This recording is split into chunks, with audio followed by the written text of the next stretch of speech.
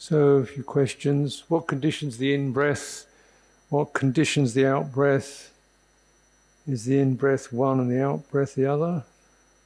Or is the in-breath and out-breath one breath?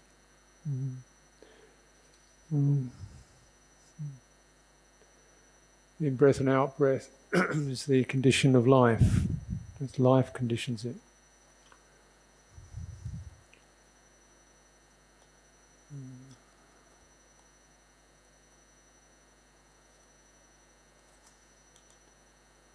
It's called the Kaya Sankara, the bodily conditioner.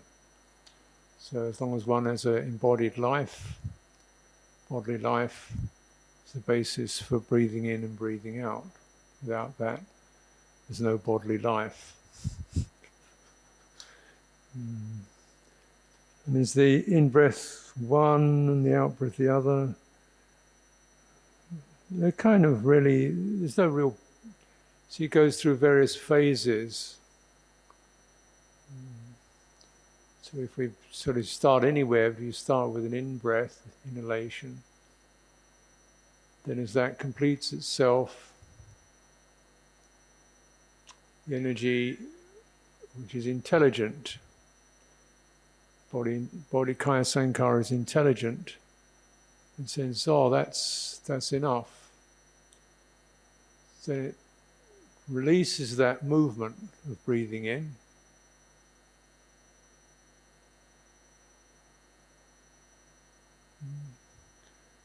And then so the movement of breathing in subsides and then moves into breathing out. So you can say they flow, one flows into the other.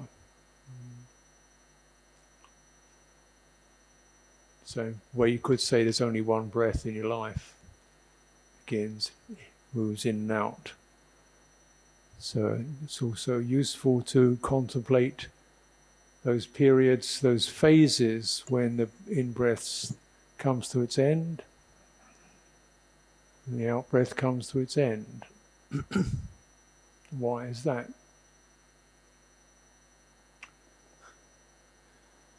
Because it's calming.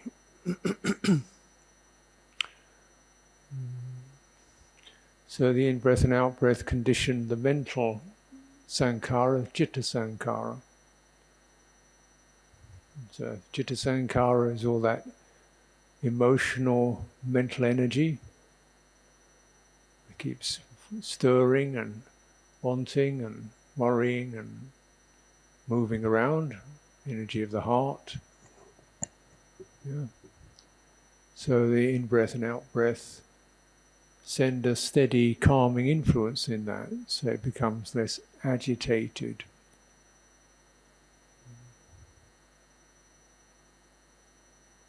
Becomes less agitated, the energy of the heart also becomes steady and smooth. Becomes steady and smooth, it merges with the body energy. This is called samadhi, unification. Heart and the body have unified because they're actually the same thing. Though most people don't know that, or don't believe it, don't understand it, because you don't really know what a body is. You get stuck in this physical thing. Or we don't really know what the heart is. We get lost in thought, which is not the heart at all, it's the mind. Manas, mano-vijnana. Do you know the difference between manas and citta? Mano-vijnana and citta. So just like we have any other form of consciousness, eye consciousness, ear consciousness, tongue consciousness, body consciousness, it means a certain objects arise, don't they? You hear consciousness, you hear sounds, sights come through the eye consciousness. They're completely different phenomena, aren't they? Sight is nothing like a sound, it's nothing like a taste. These come in. So you've really got these 5 very different consciousnesses: eye, ear, nose, tongue, body. Why are you not completely crazy? You're getting 5 different messages, right? 5 different messages. Visual message, sights, colours, lights, shapes. Auditory message, sounds, resonances, silences. Completely different thing. What's happening now? Probably sights, sounds, physical sensations. They're all mixing together, aren't they? Could be very confusing. Such different experiences happening, all mixed up together. But then you have mind consciousness, mano-vijnana. And that creates order. It says, that sound's outside, this sight's in front of you, seeing's in front of you, sound's out there somewhere, you're sitting here. Those sensations are happening to you, this is where you are. It says that. You are living inside something that's receiving all this sense consciousness, all these bases. That's where you are. Right? That's where you are. Well, that's where I am. Okay. Well, what are you?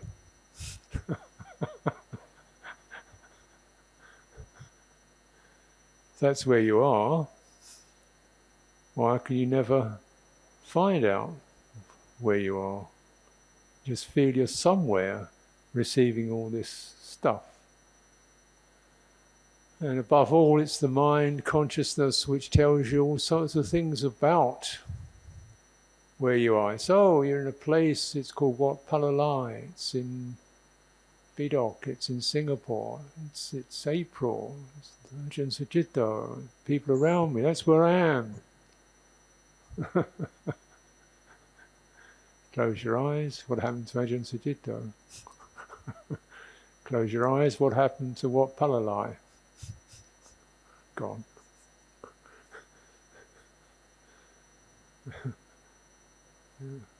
How real is that? This mental phenomena creating this apparent reality, and all the time we feel we are in it, and what should I do with it? Where should I go? What do people think of me? Am I doing the right thing? What will I become in the future? What was I in the past? How will I get happy? How will people like me? Will I get a good job? What I'm going to do with my life? Mind consciousness keeps... Where does that go? Where is all that? It's called samsara. So that's all generated by the mind. Well, it says, is there anywhere else? Oh yes. When the mind stops, to somewhere else. Really? Because have you ever known the mind to stop? You can close your eyes, you can close your ears, but your mind, you can't close your mind. Why does it never stop? Talking, chatting, nudging you, telling you to do this and that, fidgeting, restless. Why does it never stop? Even when the messages are distinctly unpleasant and useless, thinking about what happened 5 years ago, planning the future which doesn't exist. Why does it just never stop? Because within all that, you have citta. Citta is the heart, and it's searching. Make me comfortable. I want to be comfortable. I want to be steady and secure. I want to be safe and secure. I want to be safe and secure, I want to be happy and comfortable, at ease, enjoying myself. That's what it's saying. So it says to the mano, go out and find it. Tell me where it is. You go out there. You're the one who deals with the senses. You go out there and check out the senses and tell me where the good place is. So the mano is like a good secretary, runs out, sights, sounds, touches as well. This is all I got. And the chitta goes, well, I don't think much of that.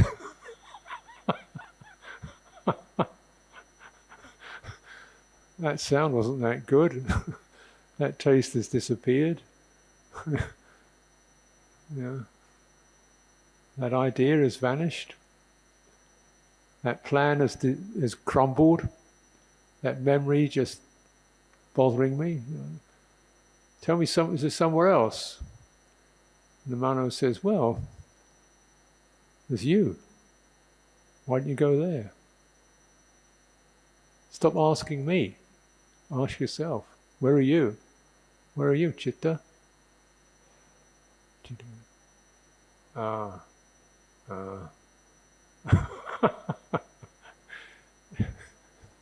Doesn't know, too confused. Always going out into consciousness. Yeah. So then, teacher comes along and says, okay, I know what you mean, I know the problem. Why don't you just restrain the senses? I know it's not easy, but sit quietly, sit still, get comfortable, stand, walk. It's not supposed to be miserable, it's okay. Get tired, you can stand up, walk around. Just stay, and you can stay within this experience in your body that your mind can't think of, it doesn't really get it. Somewhere behind the mind, sense of subtle presence, vitality. Stay there. Let that lead you. Mind can only lead you so far. It can lead you so far. It can say, I don't know, go and find the Buddha.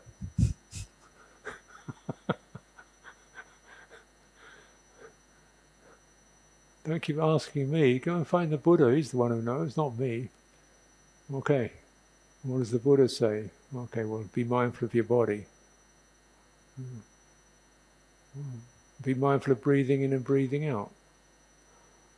And as you do that, you notice that the breathing, experience of breathing, is always not quite what your mind thinks it is. It's always fluid, flowing. It's never one thing or another. It's always strangely comfortable. And there's periods, these moments when it stops altogether and your mind goes,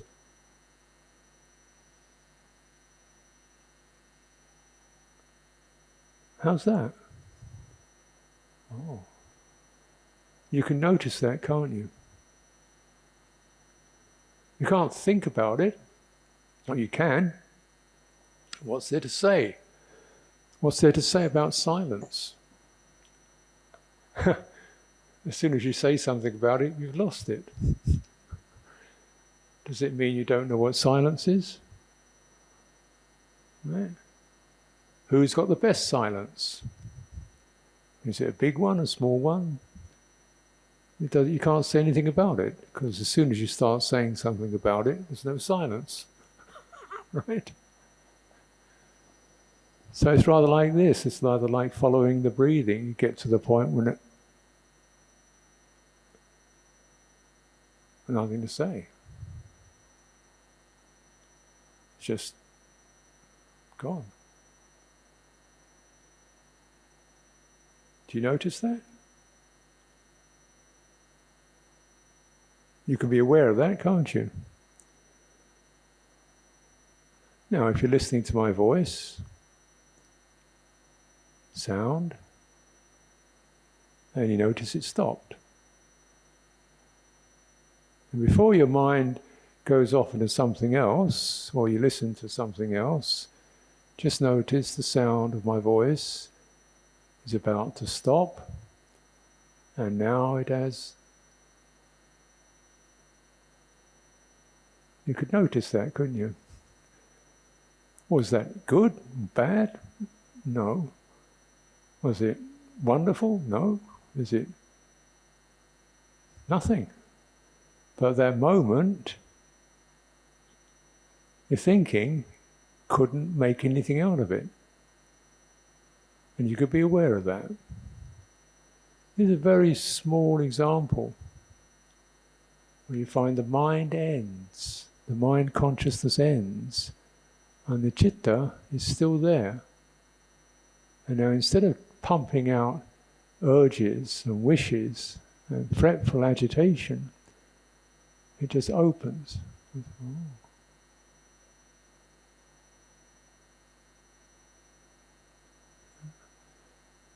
Right?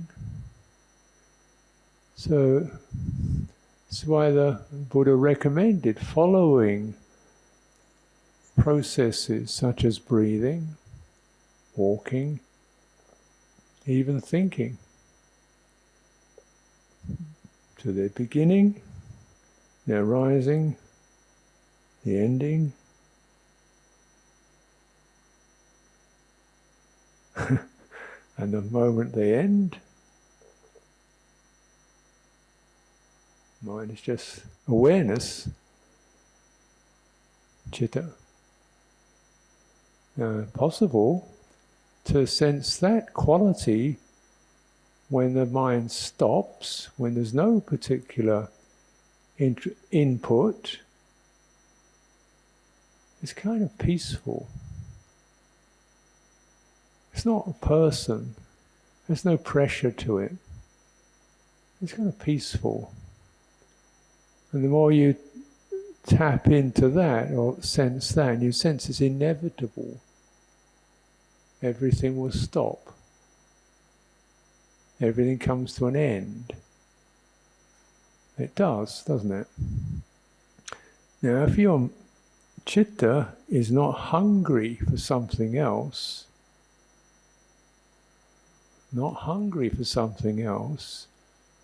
because whatever else comes will also end. When your citta is not hungry for something else, not worried about what happened, not fascinated by it, it's a possibility for the citta to be released from consciousness. This is a long process, steady process, but we keep introducing that with every exhalation, every inhalation. End of the inhalation, end of the exhalation. Just introducing that very simple thing that your body does, requires no effort. Don't have to make it happen. It's very ordinary. But you don't notice it because the citta goes to the next thing, next thing, next thing. Fill it up, fill up the space, hungry. It's called tanha, craving. Tell me who I am, tell me what I'm supposed to do. What could I be? Just stop.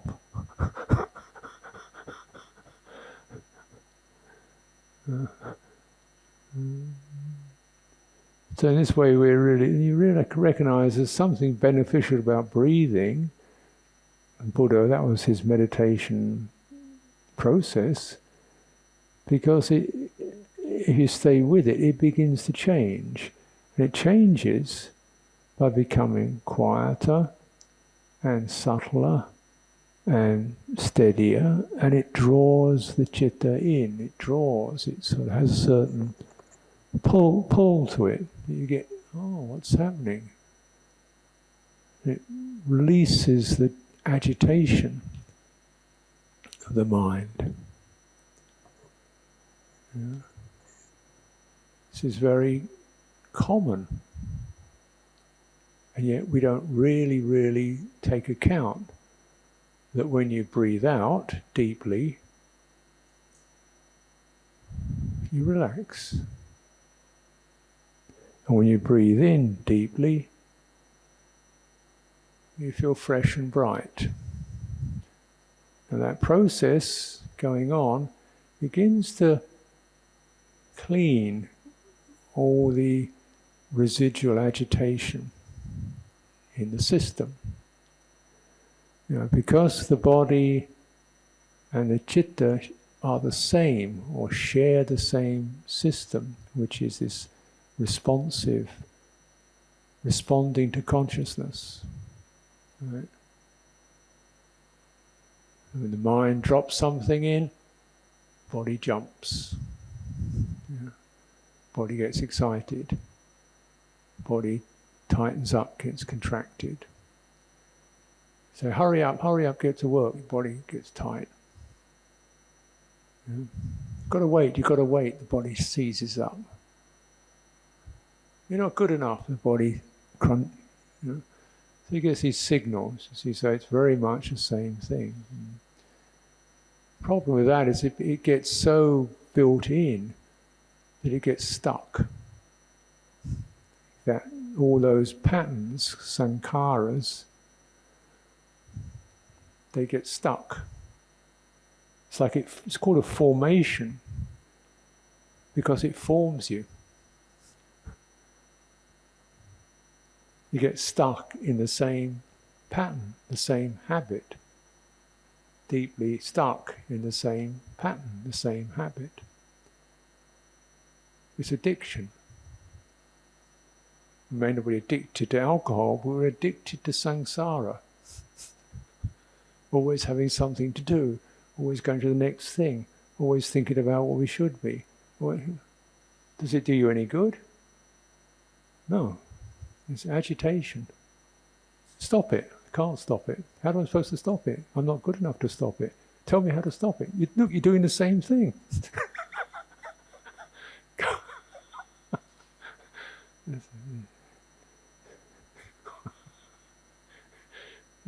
Breathing. That's why it was taught like this, because this is one of the way out of samsara is to stop creating it. But you don't create it deliberately. It's just it gets built in. It's like an infection. And infected by the messages of sense consciousness. Right? You get these messages, infect it. And the messages say, oh, have one of these, it's really nice. Oh, have a grape. Oh, that's good. Have another one. Oh, that's good. Have some tea. Oh, that's good. And also messages of fear.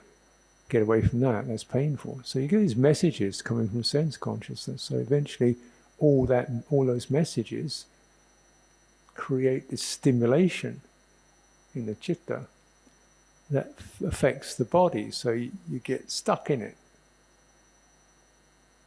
You can't switch it off. And people have to take sleeping pills to get to sleep. Can't switch off anything. The system's got locked.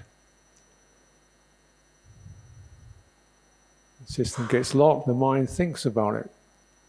Thinks, oh, I'm really a mess, I don't know what to do about it. It's like, you better find the Buddha, quick.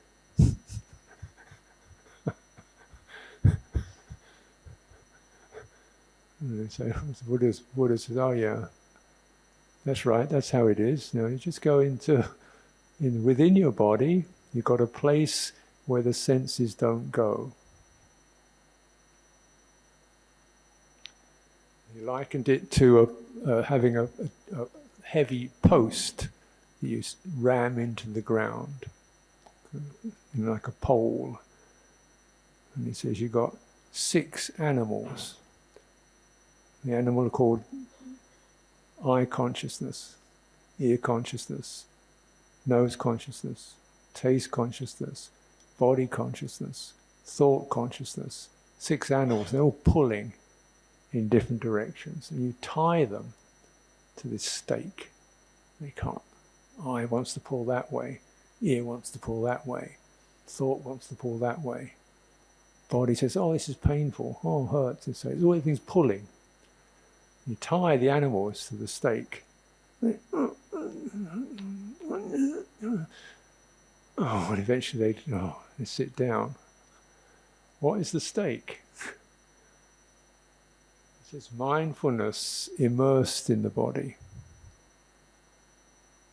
This is the stake. This is the pole. This is the thing that restrains the senses.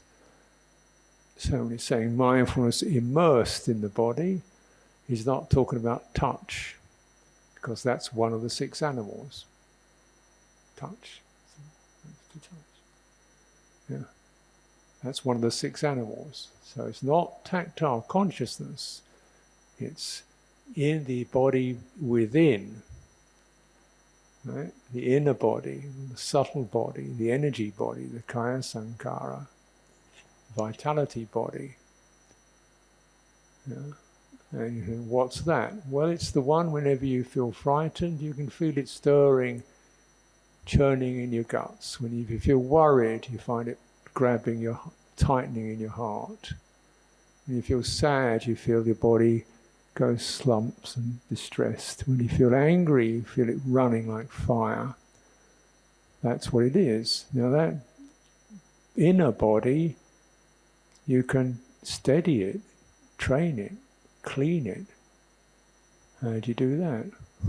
Well, restrain the senses, breathing in, breathing out. So as it says in the Anapanasati Sutta, first of all, you're sensitive to the entire body, and then soothing the kaya sankhara. What does that mean? Now you see, just as the body conditions the heart also conditions the body. So we approach this inner body with the attitude of soothing, relaxing, softening, cleaning, compassionate, whole thing. May you be well, soothing it, taking the pressure off, taking the agitation. Stop complaining about yourself. Don't worry. Just feel those energies and spread your awareness over all these agitations and jumps and slumps. Keep breathing, and gradually it's like a cleanser that begins to suffuse the entire body. And this is called samadhi. It's a cleansing process. It's not a process of fixating your attention on a point. It's a process of feeling completely settled and happy in your inner body. When your heart is happy, comfortable. So this body, this breath can be conditioned by many things. Basically, it's conditioned by life, but it's also could be conditioned by Dhamma, whereby we make the breath into an agent of the Dhamma. So go in there. You've got a job to do. Start cleaning up the mess. Start tidying the house. Move around inside the chest. Make sure you get behind into the forehead and the eyes. A lot of tension up there. Yeah. It moves around as an agent of the Dhamma. And then that conditions, in breath and out breath, conditions release. Release is also dependent upon conditions. Right. So, and samsara is dependent upon conditions, nibbana is dependent upon conditions. The conditions of nibbana, sati, mindfulness, proper attention, sense restraint, skillful actions of heart. So you're constantly activating those heart energies which are about steadying, soothing, firming, cleaning, not soiling, cleaning, releasing, soothing, relaxing. So this then is the skillful heart action. If we do that, our speech and bodily action follows suit. Most important basis of action is not your body, but your action of your heart. Get that right, the body will follow it. Yeah. So then this breathing formation becomes a condition for happiness and a condition for liberation. And one has to just keep remembering Dhamma. In some sense, it's very simple, but our minds are complicated. It's very present, but our minds don't like the present. They like the future and the past. They like to create things. So we've got to really restrain it and use our thinking mind to listen, penetrate the realities that cause the conditioned release.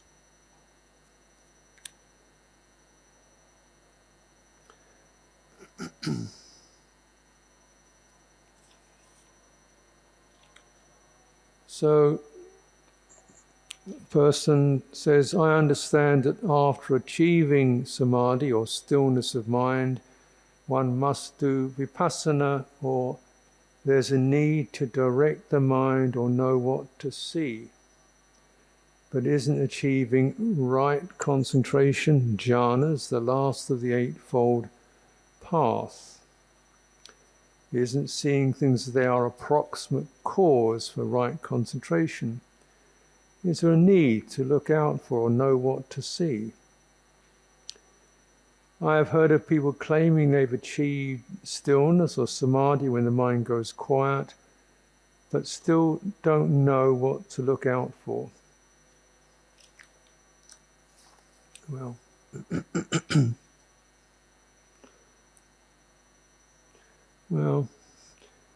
there's all kinds of experiences that people have, and there are different kinds of samadhi, miccha samadhi, wrong samadhi, and miccha and sama samadhi, right samadhi, miccha sati, wrong mindfulness, samasati, right mindfulness, and after the eightfold path, there's the tenfold path.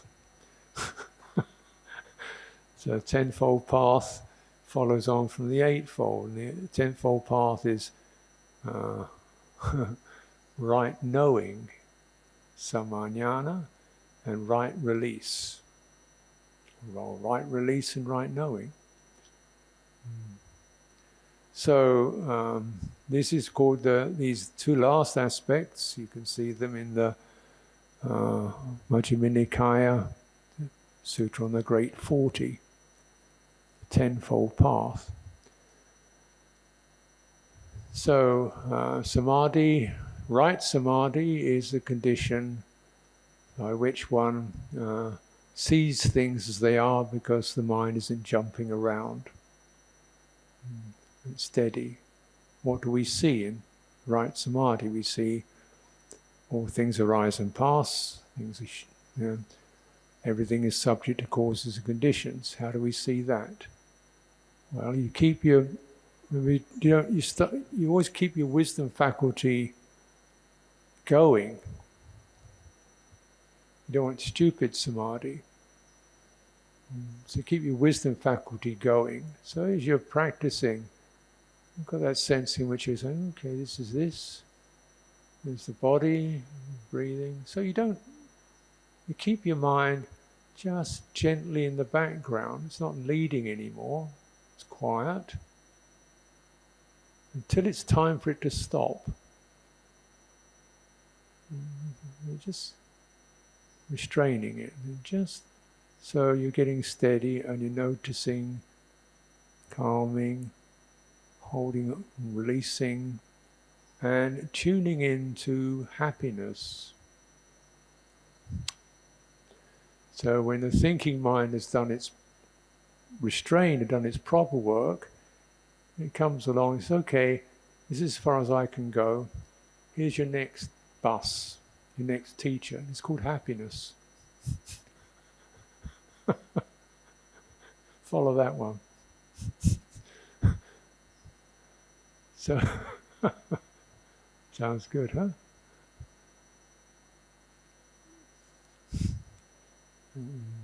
So this is the inner happiness. So you follow that and it says, okay, this is, so you're noticing the effect, just what you release. What releases when you come into a sense of piti sukha, happiness and ease. Hindrances release. No ill will, no doubt. You're not relying upon thinking anymore because thinking said this is as far as I can go. If you don't think, you don't doubt. If it's comfortable, your agitation, restlessness goes. If it's happy, your craving, sense desire goes. There's no ill will, there's nothing to feel ill will about. So you know, that's gone. You know it. Right? You don't have to even think it, really. If I stick up my hand, you don't have to, that is his hand. You know, it's his hand. It's as clear as that. Oh, that's that. Something, you have a kind of knowing that's not associated with thought. You must use this all the time, surely. So when you stand up on your feet, do you know both feet are on the ground, or do you have to think left foot, right foot? Huh? When you stand up, do you have to think about it to know you're standing up? Well, that's about right. Do you know you're balanced? Yeah. How do you know that? You just listen. Listen to the body. So you can get a kind of knowing that's not about just having more ideas. It's just a listening, receptive knowing. That's wise. Yeah. True wisdom comes from the receptive, the listening. That's where wisdom arises. So just because you're not thinking doesn't mean you're not wise. You can't have any insight. In that wise silence, if you like, you're noticing, somebody's noticing stress, self, a little bit there. A little bit of stress there. Just like, you put your sense of touch. Is that smooth or rough? It's rough. You don't need to think it, you can sense it. Right? Now when you're cultivating this process of inner body and citta, you rely on their intelligence to tell you. You don't have to rely upon your thinking mind. Can you get that? Yeah?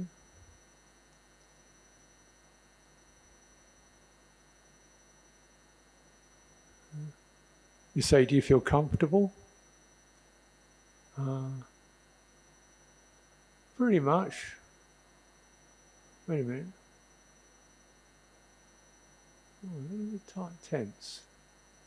Now, did you think that, or did you notice it? You checked it out, didn't you? Something that went in. How does it feel? How does it feel? How does it feel? You receive feeling. It doesn't feel right. Then you maybe think, but you receive the message not from your thinking mind. Something in you knows that's comfortable, that's steady. I feel unhappy, not quite right. There's where the pressure is. There's where the gripping is. There's where the ease is. So this is wisdom that's not about thinking. And this is the wisdom of insight. As it develops, as you begin to listen in, tune in through your citta, through your embodied citta, listening in, you listen to the quietness,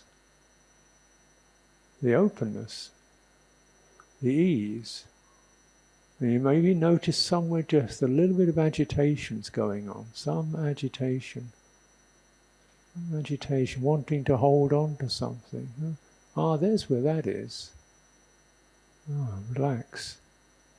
And it begins to recognize conditions, changeable conditions, nothing to be held on to, even the silence.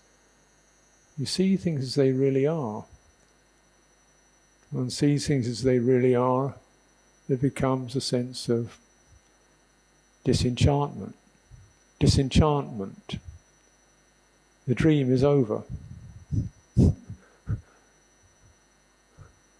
dream of conditionality is over. We're not interested. We're not caught up. We're not fascinated by conditions. So then the mind releases. Now, you see, there's a track there of knowing. And this is the jnana, samajnana, right knowing. And it's not thinking.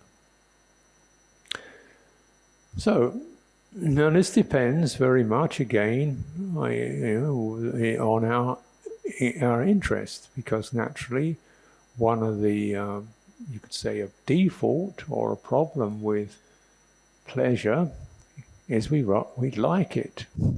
So when you get kind of happy samadhi states, you think, oh, this is very nice. I want to stay with this. We get a little bit fascinated by it. That's natural. Yeah, it's like when you're a little kid and you're playing with a gadget. Oh, look at that. Oh, look at that. After a few years, you think, yeah, so what? So with samadhi, it's rather like that. You think, oh, look at this. You've had a bit of it. You think, yeah, it's okay, but yeah, it's supportive, but it's not an end in itself.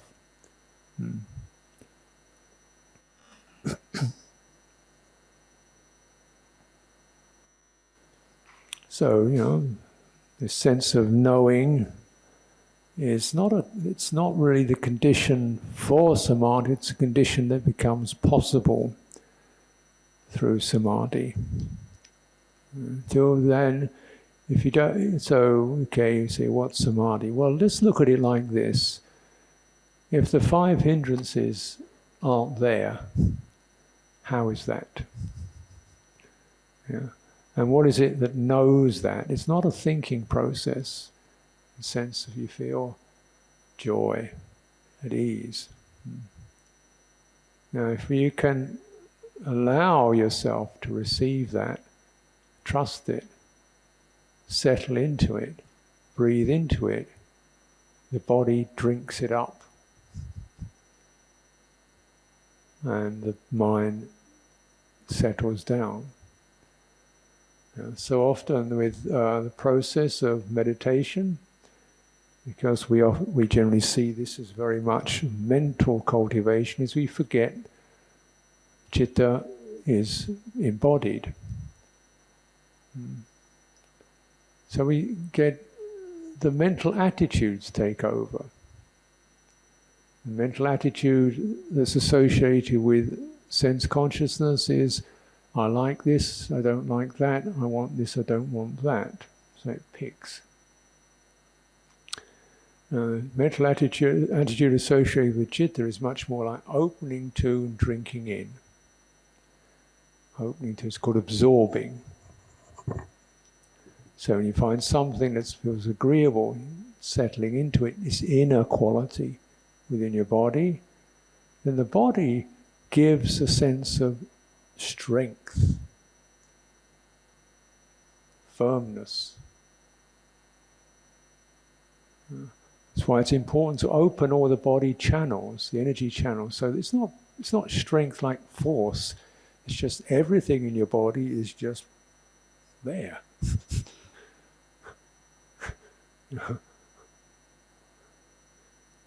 The body is filled with it. Everything in the body is just, as they say, that Buddha says there's no part of your body that's not drenched and saturated with happiness.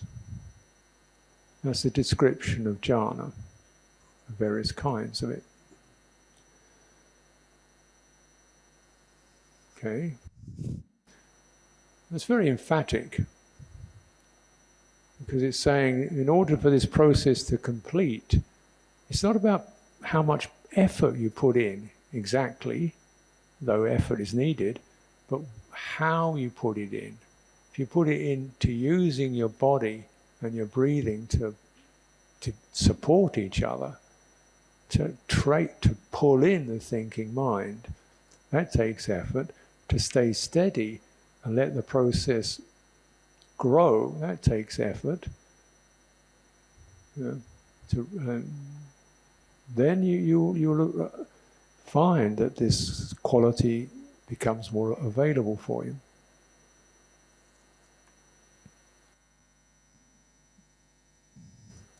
Now, wrong samadhi, which can happen for people, or perhaps wrong is a bit harsh, but samadhi that doesn't bear fruit is a kind of, lacks the vitality.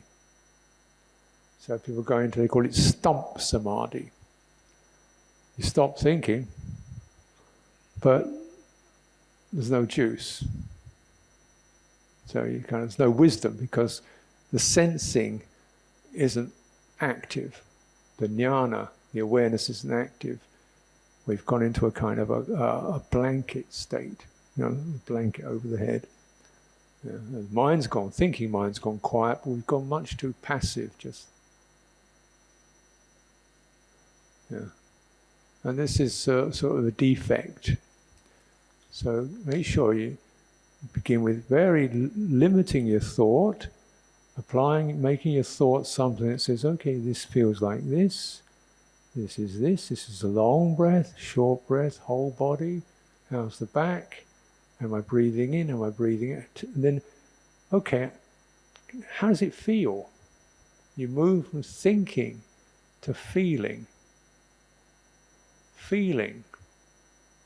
Sensing. Receiving. You move from that to that. And you keep doing that until the sensing becomes more confident. Most of the time we're led by our thoughts. So you've got to kind of educate your sensing, like gut knowledge, heart knowledge. Just like you taste soup, you think, not quite right. You don't have to do a conceptual analysis, you just think, yeah, not right.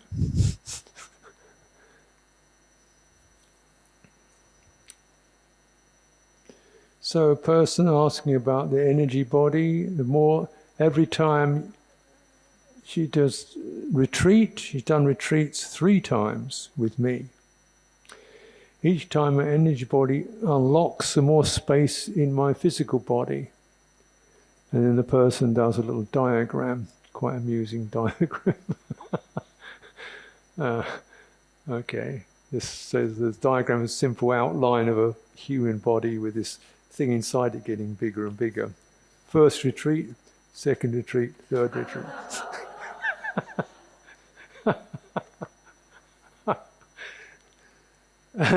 Now the person calls it the garden. I guess it's when the energy body is quite comfortable or something, wants to get out of the house, which looks like it's somewhere in their head. Most of the time it's locked inside, only occasionally it shifts. To metta karuna, or reach deep relaxation, can it go out? These moments feel great, usually quite short. What's your advice for my energy body to stay in the garden a bit longer? Well, if you want to stay in a garden, you better get a strong sense of what a garden is. Then you'll go there. What's a garden? Yeah. Nice and green, perhaps. Flowers. No machinery. No work. Sunny day. Sitting in the chair, looking in the garden. That's where you want to be. Bring that into your mind. And bring that image up in your mind and linger upon it and refine it. So what does it mean? It means perhaps no pressure, no busy, nobody bothering me, no time. You said metta karuna helps you go there. We'll do more of that. Understand that. The quality of goodwill, joyful heart. Cultivate those. They'll take you. Their effect is suffusive. Jhana is suffusive and metta is suffusive. Suffusive means the energy is an energy thing. See, an energy like steam, just or like mist. You see, whereas normally action is kind of sharp or hard, but the action of citta in its pure state is just like a mist. It's widening through the body. And so you get that. Metta does that very much. We think of just remembering other people's generosity and goodwill. We feel happy. We want to pay it back. We want to also offer goodwill to others. How's that feel? Yeah. Don't have to, but I'd like to. How's that feel? How's that feel? How does it feel in your body? Oh yeah, that's pretty nice. So you're bringing the two together. Yeah. And then the metta becomes a basis for samadhi and insight.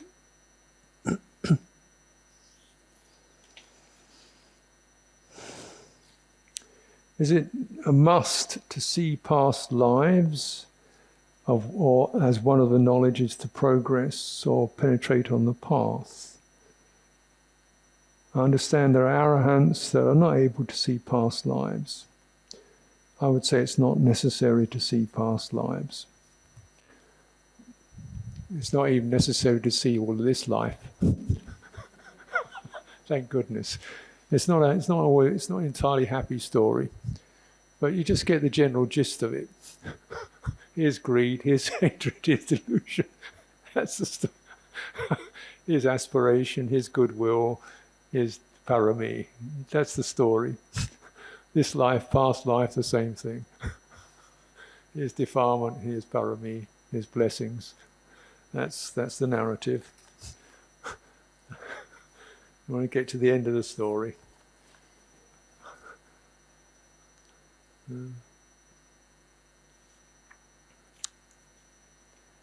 I am afraid of being born without wisdom or beauty. How can I make sure I'll always be close to the Dhamma in my next lives?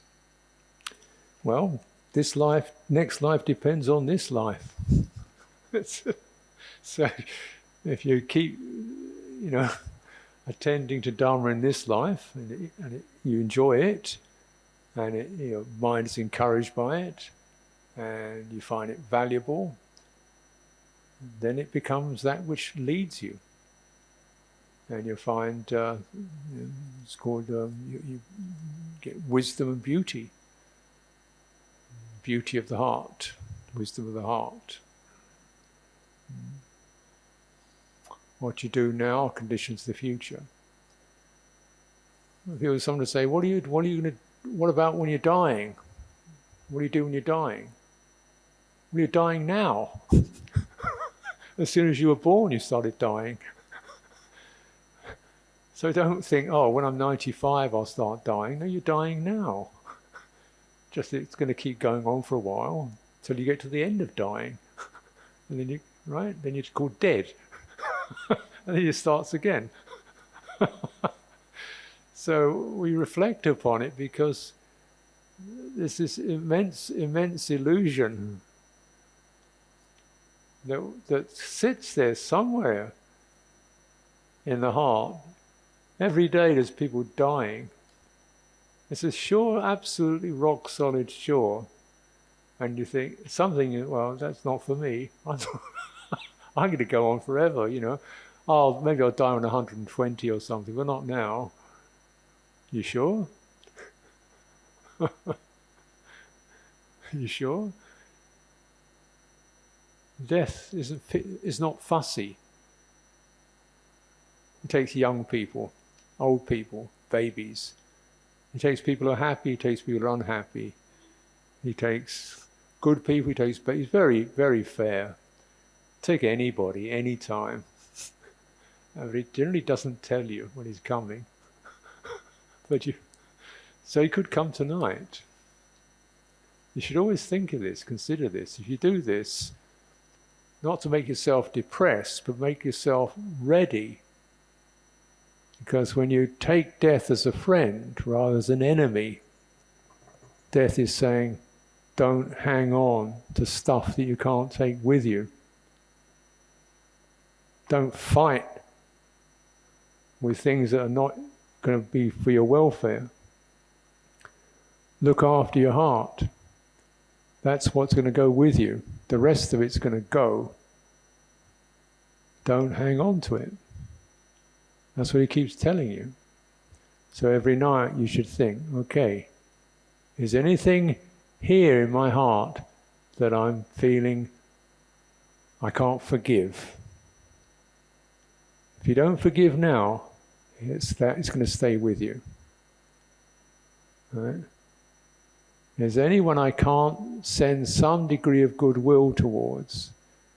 If you haven't completed goodwill, that will restrict you.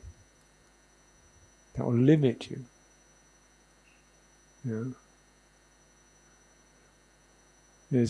What values do I have? What do I hold dear? Do I hold honesty dear? Do I hold generosity dear? Do I hold wisdom dear? Do I really hold these as the most important things? Then they'll go with you. If you don't hold them dear, you don't remember them, you don't listen to them, their messages, they don't. It's up to you. Death is there to keep reminding us of this. So every day you should ask him, tell me, give me the message again.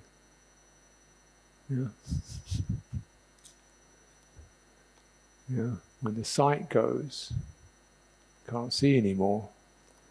Hearing goes, you can't hear anymore. Thinking goes, you can't think anymore.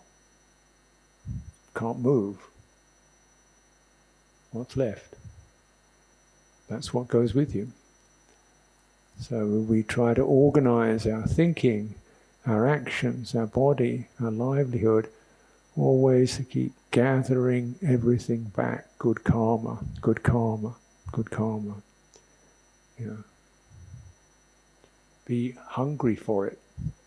Skillful states. While you have the chance.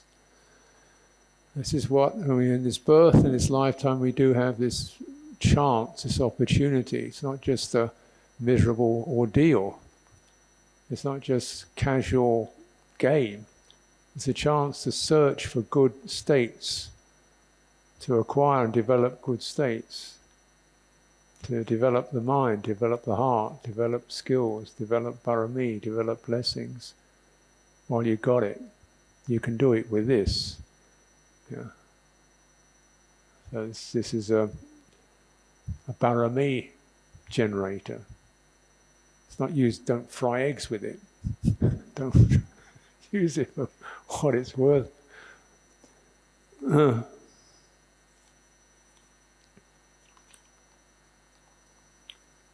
Look out for those chances when something he wants to hold in. Just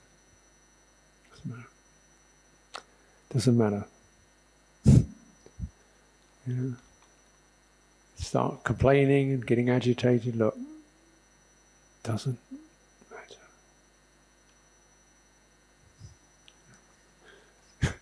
We do this every day. We see those things we get. You want to live like that? What do you do like that?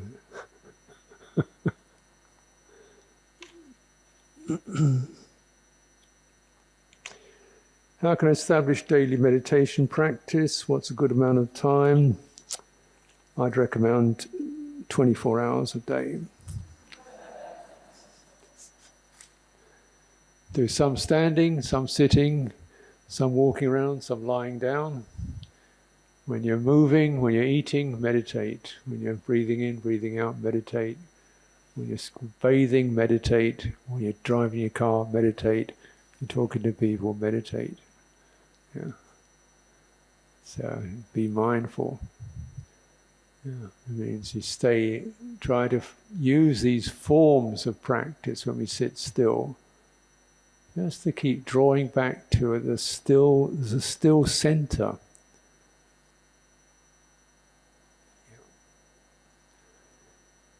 There's a still center that we don't often necessarily notice. I'll tell you, it's like, when you stand up, you notice sensations. The floor is cool or warm, whether your back feels stiff, whether you're feeling healthy or unhealthy, you notice sensations. Do you notice balance? Yeah. Balance doesn't have any sensations in it, right? It doesn't have a feeling, because it's the place where the feeling, the sensations stop. Okay. Because that's there and that's there, I'm balanced. Yeah. Feelings always push.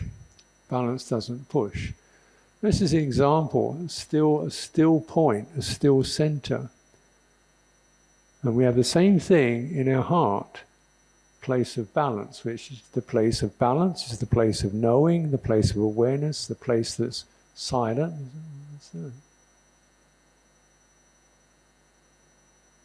Sound comes, sight comes, feeling comes, and passes. Yeah?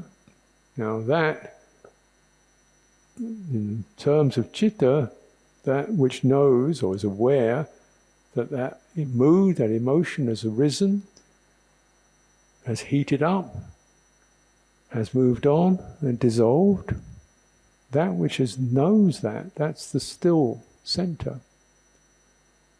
And you can't find it because it has no sensation to it, no feeling to it, but it's there. And it stops you going mad. So it's quite important, because without it you'd be completely mad. With so many thoughts and feelings. And when people lose it, you see people go nearly mad. When they really lose it, they just panic, freaking out. They lost the center. They're just swinging around crazy. So, most important thing. Now, we're trying to you could say the exercise, if you like, is can we hold that? Can we be that while we're moving around and we're seeing and we're touching things and we're listening to problems and we hear people this and we hear that and we know, can we be that? No. This is a big task, I'll admit. So in using the time, when you can find some time just to do this basic exercise, we call it meditation, basic exercise. Here, this is here, that's changing. This is here, that's the body. This is here, that's a sound. This is here, that's a thought. I'm aware of all these. And you keep placing that time and time and support it. Support it. And how long you do it is how much time you have. And you'll find if you find it beneficial, you'll do more of it. If you find it enjoyable, you'll definitely do more of it. Because if you find it enjoyable, that's the main thing. We often think it's necessary. Should meditate, I suppose. We don't want it. We don't really like it. You've got to do it. So it's like going to the dentist or something. So you know you're supposed to do it, but you think, oh, tomorrow I'll do it. Yeah, I'll do a lot tomorrow. Tomorrow I'll do twice as much. So when your mind's doing that, it's because you don't enjoy it. So how do you make it enjoyable? Well, that's what I'm encouraging you to do, is to find the happiness, the lightness, walking. Your sitting gets hard and tight, just walk a little bit. Feel like you're walking in happiness. Yeah. Everybody gets those stresses, those pressures, those senses of urgency, those worries. Everybody gets that. It will never stop. Here's a place where you can find quiet enjoyment. If we look at it like that, cultivate like that, you'll do more of it. And those stresses and anxieties they come, but they don't bite. They don't bite so hard. Do you know what's that? It doesn't really get you around the throat. The kilesas can't get their claws in. They're still nibbling, but they can't really get a good meal. So eventually they go somewhere else. So that's my advice. And how do we enjoy? What does enjoy mean? We all hope we all do it. Well, you know what work is. When you enjoy your work, do you enjoy your work? Or is it just, oh God, work?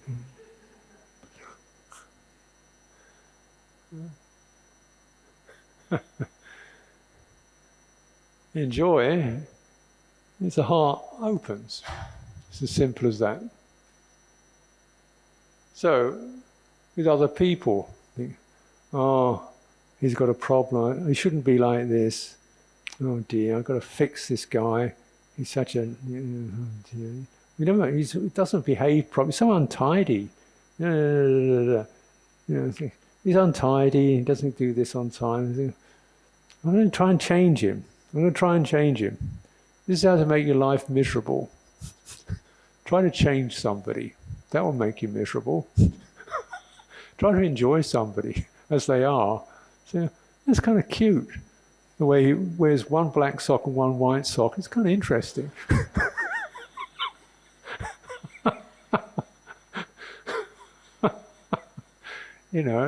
We're all like, wow, what is that? Rather than trying to keep everybody kind of to one thing that you particularly want. If you don't want things, you'll enjoy things. Because you're just open to them. Oh, what's that? And yet our wanting says, oh, it's got to be like this, it's got to be like that. It's got to get very picky and perfectionist.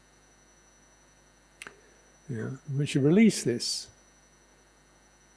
I remember teaching a retreat a few years ago, and I was teaching people called aimless wandering, where you wander around with no particular aim, just looking at things and nothing. You don't have to get anywhere or make anything work, get into samadhi, or just be aimless. And then people, you see them looking, oh wow.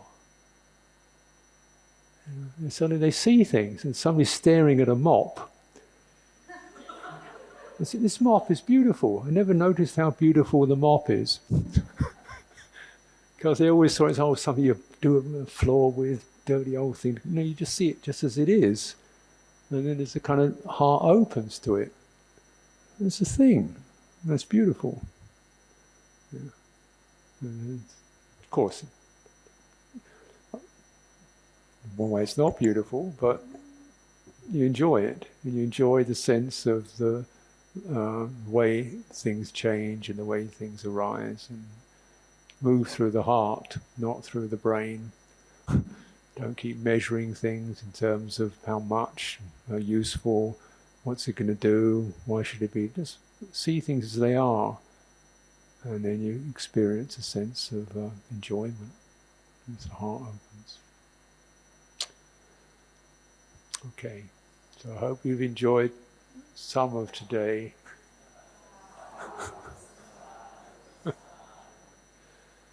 It's not over yet.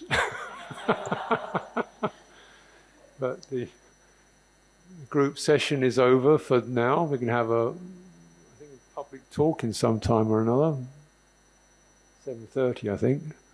So we're going to stop the thinking and talking bit, and if you'd like to just stretch your legs or just sit quietly for the last 20 minutes or so.